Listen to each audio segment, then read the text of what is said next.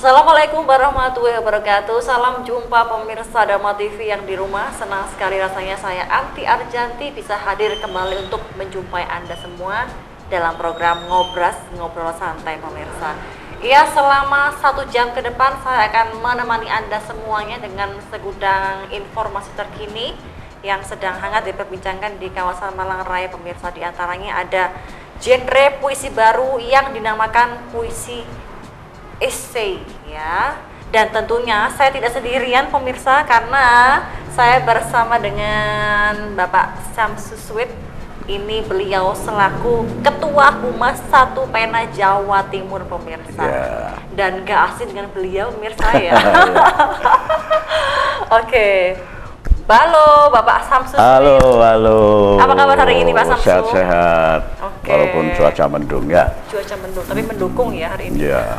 Oke, Bapak Samsuswet ini saya baru tahu ya ternyata ini menduduki sebagai Ketua Humas 1 Pena Jawa Timur ya. Iya. Ini baru saja dilantik Oh, atau sudah lama, sudah 3 tahun yang lalu. Oke, udah 3 tahun Dan yang lalu. membawai humas-humas Jawa Timur 15 kota di Jawa Timur. Oke, 15 kota. Berarti membawa humas-humas di 15 Di Jawa kota itu. Timur. Oke, 15 baik. kota. Ternyata sudah 3 tahun ya. Baik, Bapak Samsuswet ini kan tentang genre puisi baru yang akan dinamakan puisi essay ya. Essay, puisi. Apa sih essay itu? Ya, essay itu adalah tulisan-tulisan kalau itu di akademis itu tulisan ilmiah. Tulisan ilmiah kalau di akademis ya. Jadi kalau misalnya itu di media sosial maupun media cetak atau media elektron, itu essay itu adalah tulisan-tulisan yang berdasarkan data. Yang real. Jadi tidak imajiner, tetapi harus ada data. Itu essay. Maka ketika sekarang itu berbicara masalah puisi essay, itu harus dipisah dulu, harus dimengerti dulu, terutama pemirsa atau masyarakat yang belum kenal puisi essay itu ya. Puisi apa? Puisi itu adalah tulisan imajiner yang berbentuk dengan karakteristik bentuk tersendiri, yaitu berbaris, baris, dan berbait-bait. Nah, apakah puisi itu harus berbaris-baris dan berbait-bait itu sudah dikatakan puisi? Belum tentu. Ya, puisi itu harus berbeda dengan prosa. Kalau prosa itu detail penulisannya, tapi kalau puisi, prosa yang dimampatkan itu menjadi puisi. Nah, sekarang puisi essay. Nah, puisi. Tapi kadang tuh masyarakat tuh salah kaprah mau nyamakan prosa dengan puisi. Berbeda. Tapi ternyata berbeda ada sekali. Perbedaan ya. Sangat berbeda. Ya? Jadi kalau prosa itu misalnya cerpen, novel, roman itu masuk kategori prosa. Prosa itu adalah tulisan bebas. Tulisan bebas dalam arti tidak bebas saja, tetapi tetap ada koridor-koridor kalimat-kalimat yang baku, kalimat yang benar. Tetapi bebasnya itu tidak ada aturan persajakan, tidak ada aturan baris per bait misalnya gitu, hanya paragraf otomatis.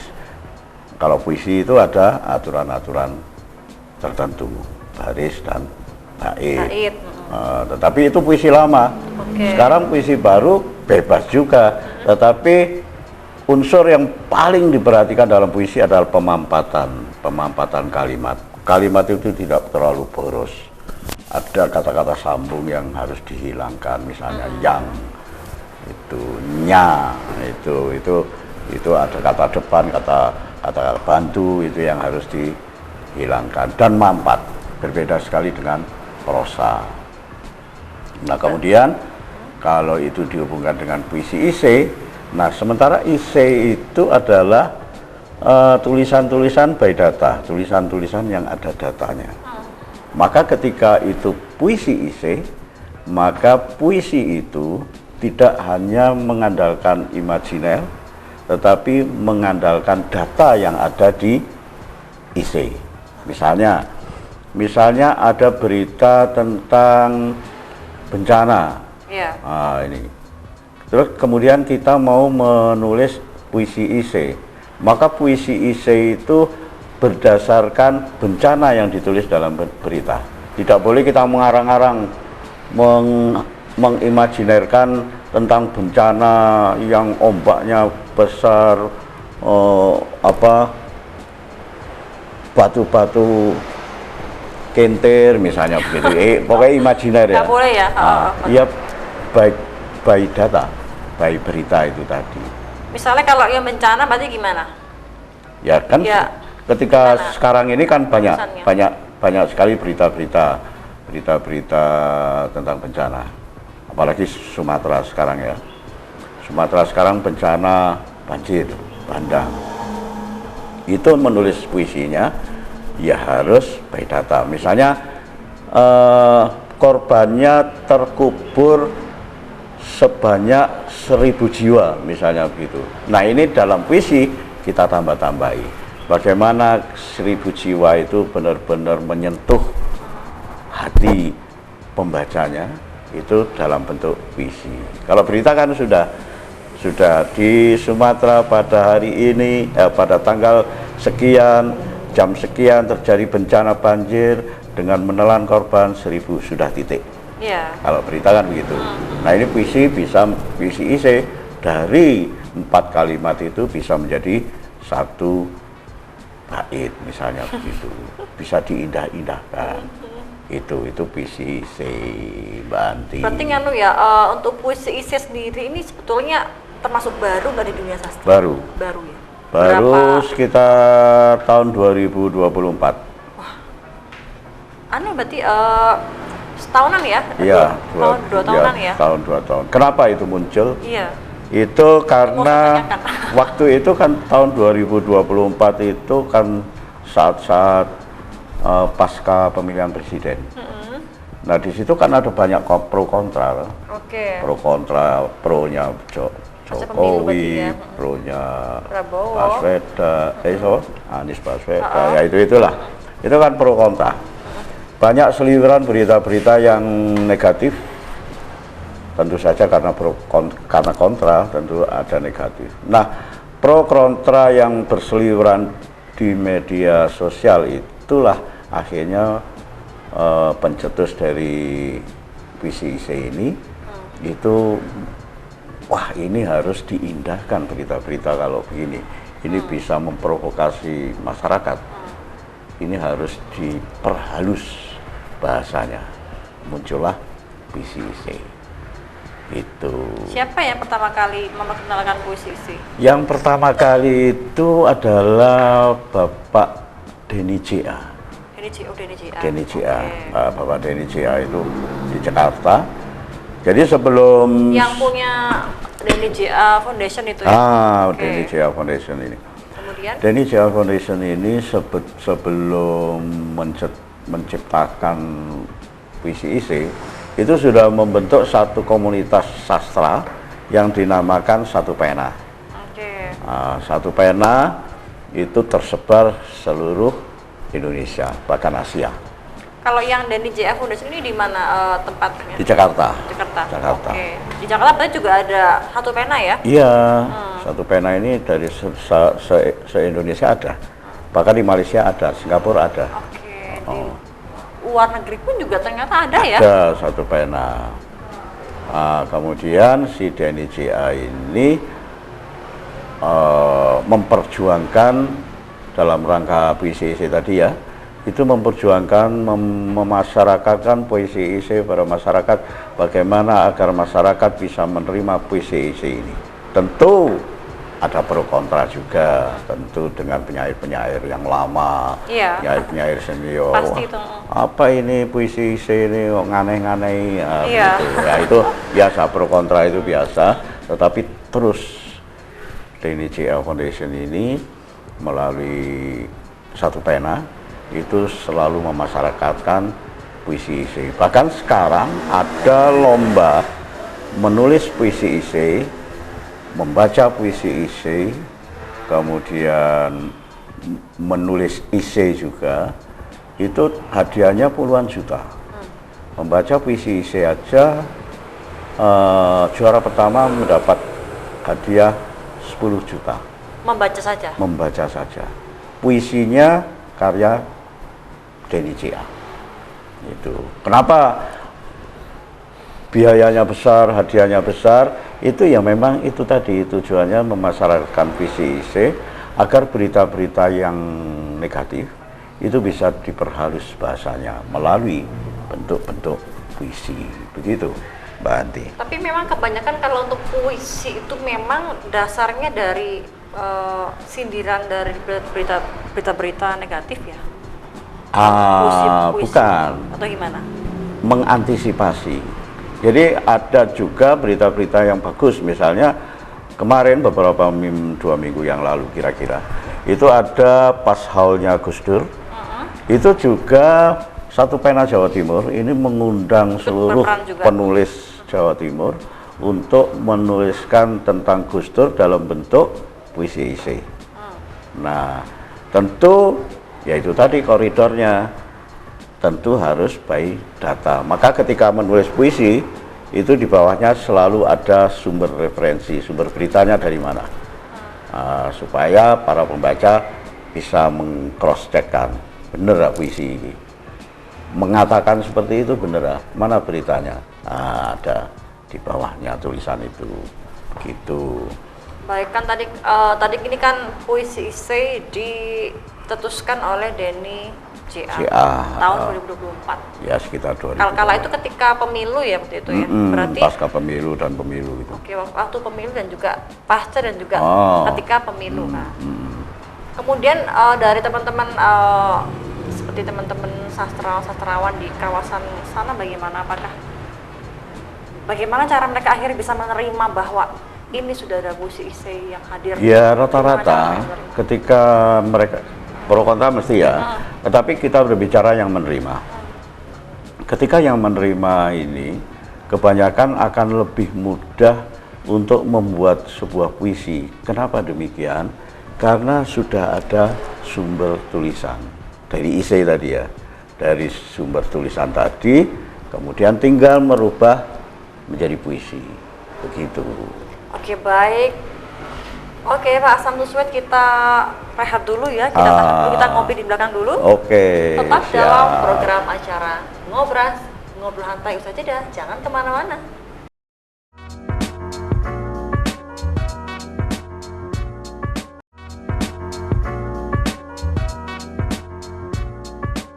Iya, terima kasih Anda masih bersama kami dalam program Ngobras, ngobrol santai. Pemirsa, di segmen yang kedua, saya masih berbincang dengan Pak Samsuswet ya. Ini selaku Ketua Umum dari Humas Satu Pena Jawa Timur. Dan ini ada cabangnya, ada 15 cabang ya, Satu Pena ini ya. Iya, di Jawa Timur. 15 kota, 15 kabupaten. Nah, kita lanjut lagi Pak Samsu tentang genre puisi baru yang dinamakan puisi esai ya. Baik, berarti di tahun itu para sastrawan bisa menerima adanya puisi esai. Gimana ini? Ya. Awal mula. Ya, ini Mbak Anti, sebelum saya menjawab itu, saya mungkin akan mengatakan ke pemirsa, memohon maaf para pemirsa, sebenarnya yang berbicara pada saat ini adalah Ketua Humas Satu Pena Jawa Timur, Bapak Tovan, tetapi karena beliau berhalangan, maka mengutus saya sebagai humasnya, gitu Anti. Nah, kembali pada pertanyaan Mbak Anti tentang bagaimana masyarakat menerima itu ya. Ya itu tadi, ketika masyarakat merasa mudah untuk membuat puisi isi karena dasar tulisannya sudah ada dari isi tadi, tinggal merubah ke puisi. Nah, ini tentu tantangan juga. Karena apa? Karena tidak serta-merta tulisan dari isi hanya dipindah copy paste begitu saja, kemudian menjadi bentuk puisi isi. Tentu dari tulisan-tulisan isi itu masih diolah lagi menjadi bahasa-bahasa puisi. Salah satunya pemampatan kalimat itu tadi, bagaimana metafora dalam penulisan puisi itu masih berlaku, tetapi by data yang jelas. Berarti kalau untuk karakteristik utama puisi esai yang membedakan dari bentuk puisi lain itu apa sebetulnya? Karakteristik yang paling utama itu adalah bahwa puisi esai by data, pemberitaan, berita-berita di kalau puisi bebas, bedanya karakteristiknya adalah imajiner. Kalau puisi ini benar-benar imajiner. Tapi imajiner ini kan juga bukan hanya khayal atau fantasi saja. Imajiner pun juga by data. By data tetapi tidak harus ada sumber beritanya seperti di puisi esai. Tidak harus ditulis sumber beritanya. Misalnya begini, kita pergi ke pasar begitu ya. Misalnya saya sama Mbak Anti ke pasar, melihat keramaian pasar, melihat sampah di pasar.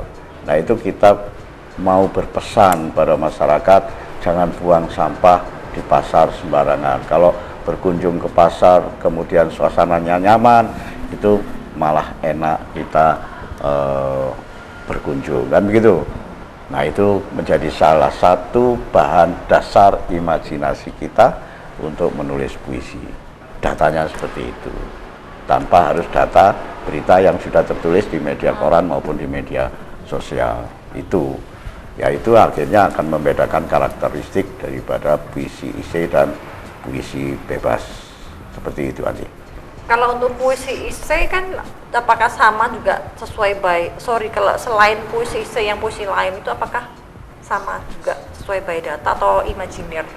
Tetap by data, tetapi datanya tidak harus ditulis. Datanya seperti itu tadi.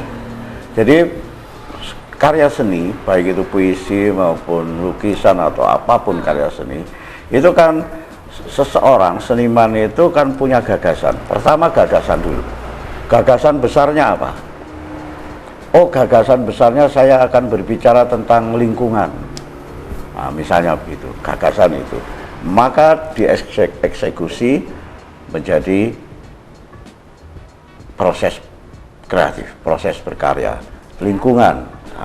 Dia seniman menulis tentang lingkungan, bagaimana lingkungan yang rusak, bagaimana solusinya dan macam-macam dalam bentuk prosa maupun puisi, dalam bentuk lukisan misalnya. Ini kita berbicara puisi ya dalam bentuk puisi misalnya. Nah, setelah kita eksekusi menjadi sebuah karya. Nah, proses inilah 3 tahap itu: gagasan, eksekusi, dan hasil eksekusi. Itu setiap proses penciptaan karya seni seperti itu. Tidak berbeda jauh dengan pertanyaan Mbak Anti tadi, bahwa bagaimana ketika puisi esai dan puisi bebas itu tercipta, apakah harus imajiner? Tentu kembali lagi dari gagasan. Kalau puisi esai gagasannya adalah berita, data. Kalau puisi bebas gagasannya adalah pengalaman, apa yang kita lihat, pengalaman apa yang kita rasakan di sekitar kita. Begitu. Kalau tentang ini kan puisi bebas kan tentang pengalaman. Berarti kalau untuk yang puisi esai apakah juga seperti itu? Tidak, kalau puisi esai tetap dari data itu tadi, berita. Jadi, tapi apakah berita itu harus itu? Iya, ya tidak. Nah, misalnya iya. Tidak by tema, tidak tematis gitu ya. Ketika saya ingin berbicara masalah Gus Dur, misalnya seperti kemarin-kemarin dulu itu, ya saya harus cari berita-berita tentang Gus Dur, walaupun itu sudah berita tahun 2003 misalnya, atau berita Gus Dur yang paling baru 2023-24. Harus cari dulu. Saya ingin membuat puisi esai tentang Gus Dur, cari berita. Harus cari berita, harus cari tulisan. Tetapi kalau puisi bebas, saya ingin menulis tentang Gus Dur, ya sudah kita merem-merem titik-titik ini, sampai mikir tentang Gus Dur. Nah, ini kan muncul imajinasi tentang Gus Dur. Berarti kalau untuk puisi esai itu dia tidak harus selalu by data yang terbaru, tidak ya? Tidak ya? Tidak. Kita tergantung kita ingin menyampaikan apa dalam puisi esai itu. tentang bencana, berarti bencana, kalau bencana begitu ya, bisa kita mengambil bencana tsunami Aceh yang berapa puluh tahun yang lalu. berarti nggak harus baru.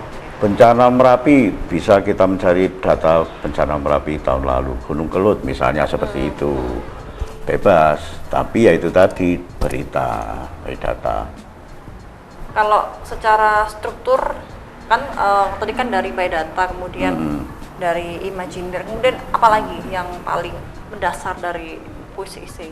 Tidak ada, cuman itu aja. Ya? Perbedaannya hanya dari media itu aja. Lebih gampangan mana puisi isi dengan puisi yang Sebetulnya kalau kita cari jawaban untuk gampang dan tidaknya, semua sulit. Semua sulit. Semua sulit. Tidak mudah. Membuat puisi itu tidak segampang membuat prosa. Maksudnya kalau bagi seorang sastrawan begitu ya. Biasanya lebih cenderungnya lebih memilih isi apakah yang puisi yang pilihan itu pilihan. Karena puisi ini tergolong puisi genre baru, itu maka seorang penyair yang sudah biasa menulis puisi itu pun juga masih mikir-mikir untuk menulis puisi. Membiasakan dulu, begitu. Kalau puisi bebas ya wis memang penggaweane kan gitu. Kalau untuk puisi kan masih mencari, saya cocok enggak di sini. Karena banyak macamnya puisi itu nanti. Kalau dari Pak Samsu sendiri, Pak Samsu ini kan mengetahui puisi isi mulai tahun 2024. Sudah mulai gimana? Udah maksudnya lihai nggak? Sudah klik gitu ya, sudah klik dengan itu. Ya sudah, karena saya sering menulis juga. Oke. Boleh dipraktekkan sih Pak Samsu gimana kalau puisi isi? Kalau puisi isi misalnya misalnya kemarin itu saya mencari berita tentang Gus Dur, ya. Mencari berita tentang Gus Dur itu, cari berita apa ya yang sesuai. Nah, ketemu berita tentang Kelenteng Eng Ankyong, Kelenteng Eng Ankyong Malang, ya toh. Nah, Kelenteng Eng Ankyong yang didirikan sejak tahun 1825 sampai tahun 2000 itu tertutup, terbelenggu, tidak bisa membuka pintu gerbangnya, tidak bisa melakukan ibadah secara terbuka. Tetapi ketika Gus Dur hadir sebagai presiden, mencabut Inpres tahun berapa itu, 1967 Inpres itu dicabut menjadi Kepres nomor 4 tahun 2000. Maka dibukalah kebebasan pemeluk agama minoritas, salah satunya adalah di Kelenteng Tridharma itu. Nah, lalu itu kan beritanya. Nah, kemudian saya menulis dalam bentuk puisi isi. Bagaimana caranya? Nah, saya mengimajinasikan dalam berita itu bahwa pintu gerbang berwarna merah yang sudah berkarat pada saat itu terbuka, rodanya berderit. Kalau itu di berita kan tidak ada. Kemudian dia menengok keluar. Inikah kebebasan? Ini kan bukan berita. Ini sudah menyangkut puisi. Inikah kebebasan? Baru dia flashback. Tahun sekian saya terbelenggu. Dewa Kongcu merasa terpenjara karena doa-doa untuk masyarakat tidak tersampaikan. Misalnya begitu. Itu puisinya. Begitu. Berarti kalau untuk puisi sendiri dia bebas ya, nggak harus berapa bait itu bebas ya? Tetap bebas. Panjang pendeknya itu tetap bebas. Kecuali kalau lomba-lomba. Kalau lomba itu memang dibatasi sekian kata, 700 kata, 1000 kata, kan bikin karakter ya. Tapi kalau menulis ya sudah, bebas saja. Ya seperti itu. Berarti kalau untuk puisi isi sendiri itu sebetulnya lebih cenderung ke arah naratif atau lirik? Lebih naratif. Naratif ya, oke. Dijawab nanti dulu ya. Pak Samsu, kita mau break dulu. Tetap dalam program Ngobras, ngobrol santai usai jeda, jangan kemana-mana.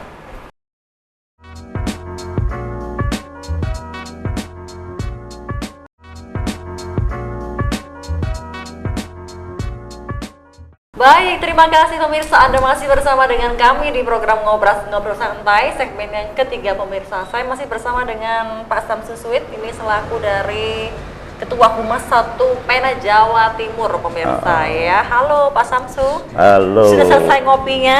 Sudah. Waduh, seger makin sudah seger seger ya. Oke, kita akan kembali membahas tentang puisi essay ya Pak Samsu ya. Oke, berarti untuk lebih cenderung ke naratif atau lirik, berarti ke naratif. Naratif. Kenapa? Ya karena essay sendiri itu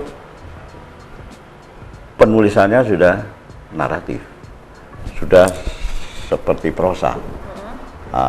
Ketika masuk pada puisi essay lebih mudah naratif. Tetapi apakah tidak boleh non naratif? Ya boleh. Ya seperti itu tadi nanti yang saya katakan. Ya. Itu tadi pintu berwarna merah yang sudah tua. Nah, itu kan tidak naratif. Ada metafor yang masuk dalam kalimat baik. itu. Baik, sekarang kita bertanya tentang proses kreatif ini Pak Samsu. Nah, ini bagaimana sih proses kreatif Pak Samsu ini dalam menulis puisi? Ini apakah ada perbedaan dengan menulis puisi tradisional? Ada. Ya sama, sebenarnya kalau proses kreatifnya sama. Seperti yang saya katakan tadi, bahwa ketika saya tersentuh sekali dengan bencana misalnya ya, empati terhadap korban bencana, saya harus mencari berita. Proses kreatifnya itu, berita mana ya yang menarik. Di berita yang 2026 ini, 2025 ini, wah kurang menarik. Kalau ini dibuat puisi, saya mencari lagi. Kurang menarik dan tidak menariknya ini tergantung si seniman.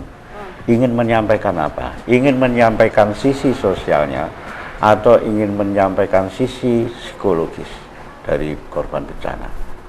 Kalau misalnya di berita-berita bencana di tahun 2025 itu tidak ada berita-berita yang menyangkut psikologis dari korban bencana, ya saya tidak bisa menulis, waduh elek ini. Wong saya kepinginnya akan mengangkat tentang sisi psikologis dari korban bencana. Saya cari-cari lagi berita. Oh, ketemunya berita bencana tentang Merapi, tentang Semeru, tentang Gunung Kelut yang lalu. Misalnya seperti itu. Ya itu yang saya angkat, prosesnya seperti itu. Berbeda sekali kalau proses kreatif terhadap puisi yang non puisi essay, puisi yang bebas itu ya. Nah itu ya bebas, tidak usah mencari-cari berita. Saya hanya kepingin menyampaikan tentang problem anak misalnya, problem anak. Saya tinggal mencari data aja tentang anak ini apa, persoalan-persoalan anak itu apa, persoalan-persoalan orang tua dan anak itu apa. Ya itulah proses kreatif. Saya buat tuh puisi aja.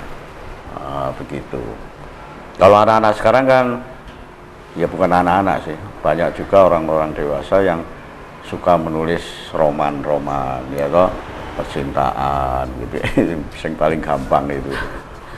Berarti yang paling mudah itu tentang romans ya?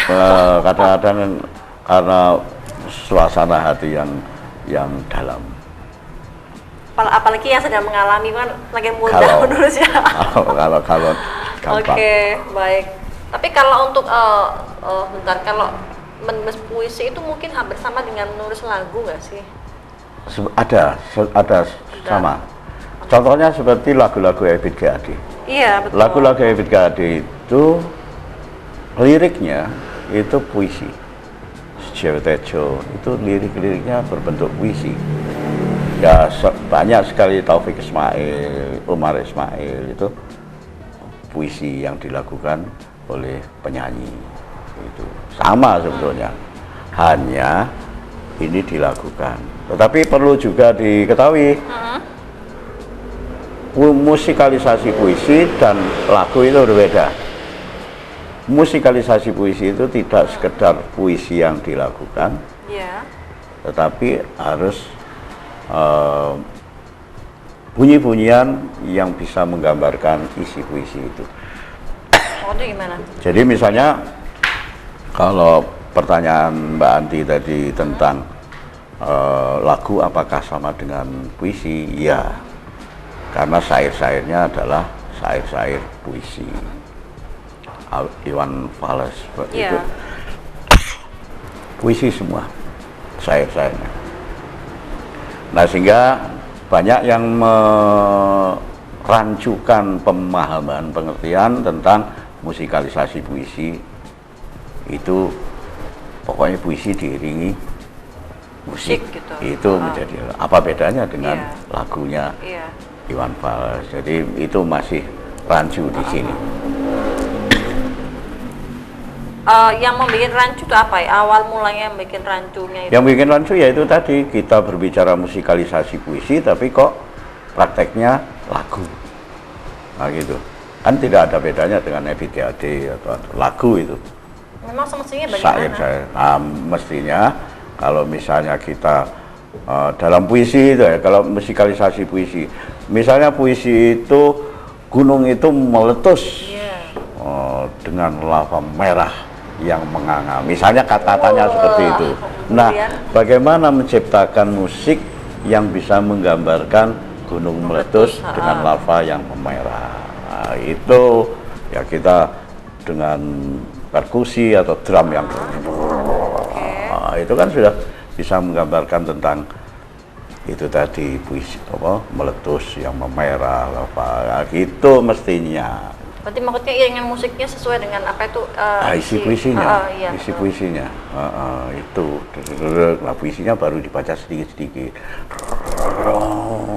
dibaca, bukan dilakukan. Kalau dilakukan ya menjadi lagu. Itu masih banyak, belum banyak yang tahu tentang itu. Yang tahu hanya humasnya Satu Pena Jawa Timur. Yang tahu hanya humasnya Satu Pena Jawa Timur. Tapi ini sebentar lagi pemirsa bakal tahu kan nonton ya. Walaupun itu juga ada yang kontra juga. Wah, Pak Samsu ngawur. Nah, misalnya gitu. Ya, dunia seni itu memang begitu bebas. Oke, kalau kita ngomong tentang sumber inspirasi ini Pak Samsu ya, ini apa sih sumber inspirasi utama Pak Samsu dalam menulis puisi ini apa?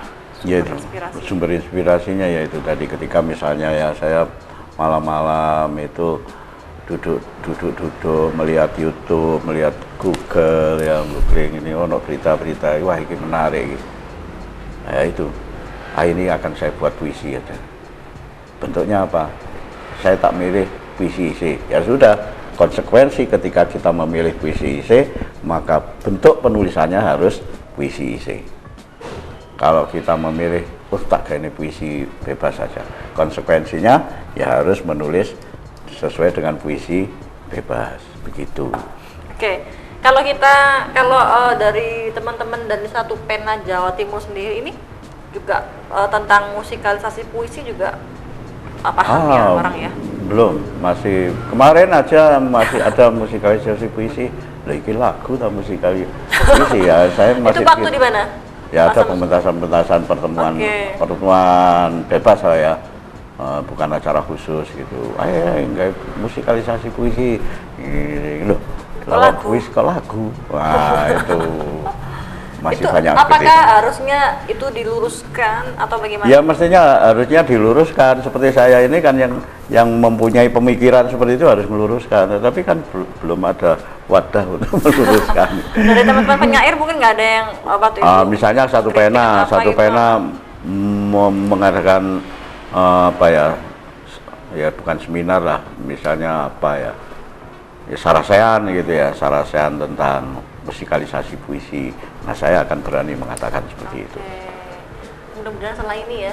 Ya. Ini Humas Satu Pena ya. Ya, ini memang sudah mau saya selenggarakan. Setelah hari raya. Mudah-mudahan bisa berjalan dengan lancar ya Pak Samsu ya. Baik, setelah ini untuk acara Satu Pena apa yang dalam waktu dekat ini akan terlaksana? Yang akan terlaksana yaitu tadi pembacaan puisi isi dan penulisan puisi isi. Yang sudah berjalan ini di Jawa Timur aja, ini sudah 50 penulis yang mengirimkan puisi isi tentang Gus Dur dalam rangka peringatan Haul Gus Dur. Ini sudah dari satu Jawa Timur, kemarin saya sudah merekap itu 50, sudah lebih, kalau sampai hari ini sudah lebih. Sudah lebih. Nantinya diambil berapa besar? Untuk pemenangnya diambil berapa? Begini, kalau di satu pena Jawa Timur ini tidak diambil kejuaraan ya, tidak ada berapa juara 1, 2, 3 juara. Lalu? Tetapi puisi-puisi itu nanti akan menjadi buku. Jadi buku, dan itu menjadi otomatis menjadi dokumentasi pribadi yang mengirim puisinya dan dokumentasi satu pena. Nah, penulis-penulis ini kan perlu dokumen pribadi, punya buku, karyanya sudah dibukukan melalui satu pena Jawa Timur. Gitu. Berarti nanti bentuk rewardnya berupa dibukukan gitu. Dibukukan. Diterbitkan oleh satu pena. Satu pena. Tetapi ya tidak gratis. Tetap aja penulisnya mengganti ongkos cetak. Tentu ongkos cetak, bukan beli buku, bukan tidak dibadi maksudnya. Kalau habis cetaknya itu sekitar 50.000 satu buku, ya sudah penulisnya mengganti uang 50.000 itu. Tergantung berapa nanti. Per orangnya begitu? Iya, per penulisnya. Lah penulisnya kan macam-macam.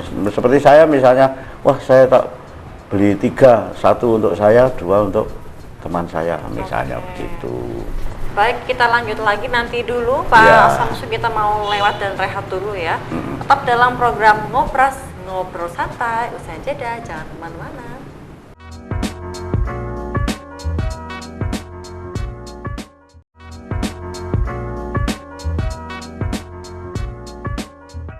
Halo pemirsa, terima kasih Anda masih bersama dengan kami di sini dalam program Ngobras, ngobrol santai di segmen yang terakhir pemirsa ya. Dan saya masih bersama dengan Pak Samsu Sweet yang masih setia dengan menemani saya. Setia terus ya. Setia terus ya. Nah, kita akan kembali berbincang ya Pak Samsu, sudah siap ya? Iya. Oke. Nah, apa ya? Pak Samsu, berarti kan kalau untuk yang dari puisi isi sendiri, kalau yang kemarin kan udah dilombakan kan? Ini batas terakhir pengumpulan kapan ini Pak Samsu? Batas terakhir pengumpulan tanggal 25 Januari. Oke, nanti beberapa hari lagi ya. Seminggu lagi ya Pak Samsu ya? Waduh. Yang nasional juga demikian. Kalau yang nasional itu tadi ada hadiahnya, hanya membaca puisi isinya Indonesia, juara 1 10 juta. Besar sekali. Kalau yang itu yang membaca itu kapan acara eventnya? Sama, tanggal 25 batas akhir pengiriman video. Kalau baca, kalau tulisan ya 25 itu. Jam 23 berapa gitu, lupa saya. Di mana nantinya diselenggarakan acaranya? Langsung kita kirim lewat emailnya Satu Pena Pusat, lewat situ, kemudian sudah sana seleksi, tidak lama, Februari tanggal 4 itu sudah tanggal 6 itu sudah pengumuman kemenangan. Untuk yang event baca puisi itu kapan? Pelaksanaannya kapan? Sama. Ya itu tanggal 25 terakhir, itu tanggal 28 atau berapa itu seleksi, tanggal 6 Februari itu sudah pengumuman pemenangnya. Pengumumannya yang melalui event itu? Iya. Atau online? Oh, di mana itu? Online tetap. Kan yang ikut lomba di itu akhirnya masuk dalam WA group. Nah, bisa dilihat di situ. Ada Instagramnya, ada 3 peserta harus follow Instagram Satu Pena Pusat, TikTok dan FB. Ini Satu Pena ada di mana-mana. Di mana-mana. Oke, kalau untuk anggotanya di Batu ini banyak ya? Banyak. Anggota di Batu kurang lebih banyak. Berapa puluh orang? Banyak kalau sampai ratusan? Enggak sampai ratusan, enggak sampai 100 lah. Kalau di Batu ini kemarin itu beberapa minggu yang lalu itu mulai dari Kepala Departemen Agama Kota Batu itu juga tergabung dalam Satu Pena Kota Batu. Kemudian Ya banyak pejabat yang masuk dalam Satu Pena. Satu Pena Kota Batu.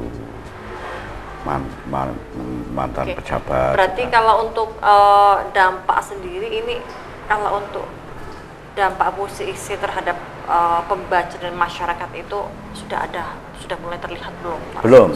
Belum terlihat karena belum banyak masyarakat tahu, apalagi masyarakat secara awam ya. Masyarakat sastra saja masih belum banyak yang tahu tentang puisi isi, kecuali tergabung dalam Satu Pena Jawa Timur. Nah, di sana ada workshop tentang puisi isi. Bahkan DNIJA Foundation melalui jajarannya dari pusat itu memberikan satu workshop Zoom webinar itu tentang bagaimana cara penulisan isi, berpuisi isi itu banyak pesertanya juga. Itu pesertanya bebaskah Bebas, atau harus bebas. orang Satu Pena? Enggak, bebas. Ya kebetulan yang tahu di IG-nya dalam pengumuman itu kan orang-orang Satu Pena yang mengikuti itu. Tapi kan juga banyak orang umum yang mengikuti IG-nya Satu Pena Pusat, DNIJA Foundation. Baik. Berarti kalau untuk kegiatan sendiri Satu Pena ini aktif ya, dan setiap tahun pasti ada event-event. Diakui gitu ya, bahwa Satu Pena Jawa Timur ini adalah komunitas sastra Satu Pena yang paling aktif daripada daerah-daerah lain seperti Jogja, Jakarta aja masih kalah. Jakarta karena pusat, ya akhirnya sifatnya langsung ke daerah-daerah. Tetapi Satu Pena Jawa Timur ini sangat aktif sekali karena hampir setiap bulan itu ada kegiatan sastra ngumpul. Nah, di sini sekretariatnya itu di gedung Taman Siswa. Sekolahan Taman Siswa. Ya, itu. Nah, kalau kita ngomongin lagi tentang puisi isi sendiri, ini puisi isi kan juga baru kan di dunia sastra. Ini apakah juga sudah mulai masuk di pelajaran bahasa Indonesia di sekolah? Belum. Sudah mulai diperkenalkan? Belum diperkenalkan. Tapi ke depan akan diperkenalkan dalam bentuk apa? Satu Pena ini sudah membentuk bapak asuh puisi isi. Maksudnya gimana? Ya, nanti bapak-bapak asuh yang sudah menguasai puisi isi itu akan mensosialisasikan puisi isi itu ke sekolah-sekolah. Melalui program apa? Praktisi mengajar. Nah, ini nanti kan tahun 2026 ini kan sudah ada program dari Pendidikan Nasional, ada program praktisi masuk sekolah. Nah, salah satunya itu Satu Pena dalam nama bapak asuh puisi isi masuk ke sekolah-sekolah, kemudian memperkenalkan puisi isi. Kenapa sih puisi isi itu harus diperkenalkan? Kok sepertinya ngoyok sekali, misalnya begitu. Kok sepertinya DNIJA berani memberikan hadiah sampai puluhan juta. Total hadiah 30 juta dibagi 3 peserta. Nah, misalnya begitu. Ya karena itu tadi, bahwa puisi isi ini lebih lunak menangkap berita-berita miring, berita-berita negatif yang ada di media sosial, sing seliweran di pemberitaan-pemberitaan itu. Jadi ini, ngoyok terus. Berarti nanti ini Bapak asuh puisi isi nanti rencananya tahun 2026 ini 2026 ini sudah diprogramkan, sudah surat menyurat sudah terlaksana ke Departemen Pendidikan. Lewat rekomendasi Dinas Pendidikan.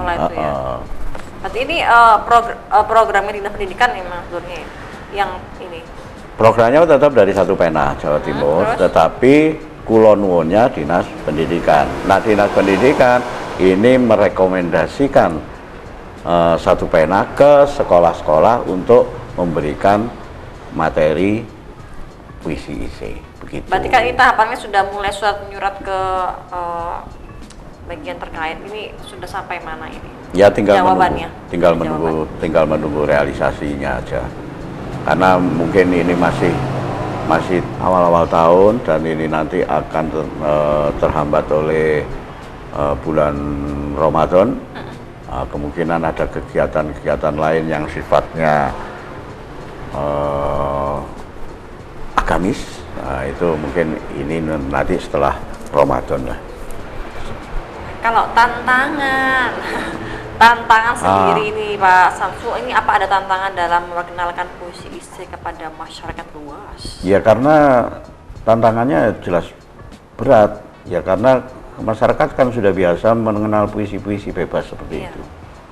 Ketika masuk pada puisi IC, beratnya apa? Puisi IC terbebani mencari berita, tidak harus satu, beritanya minimal 2 dari sumber beritanya. Sudah terbebani mencari berita, dari berita itu harus ditulis puisi, puisinya juga penulisan kalimat-kalimat dalam puisi IC itu ya tidak beda jauh dengan penulisan puisi di bebas begitu.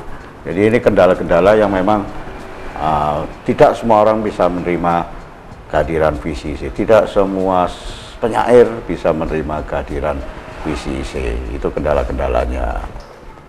Tapi kan juga lambat laun kan pasti kan menerima. Ada satu pemikiran atau rasa optimis untuk pasti ini akan bisa diterima dan memasyarakat. Karena memang gampang sebetulnya. Gampangnya ya tinggal bahan tulisannya sudah ada, tidak perlu mikir-mikir, tinggal menulis dalam bentuk puisi itu. Nah, lalu kalau kita memprediksi ini Pak Samsu dengan teman-teman Satu Pena ini memprediksi perkembangan puisi IC di masa depan ini bagaimana prediksinya?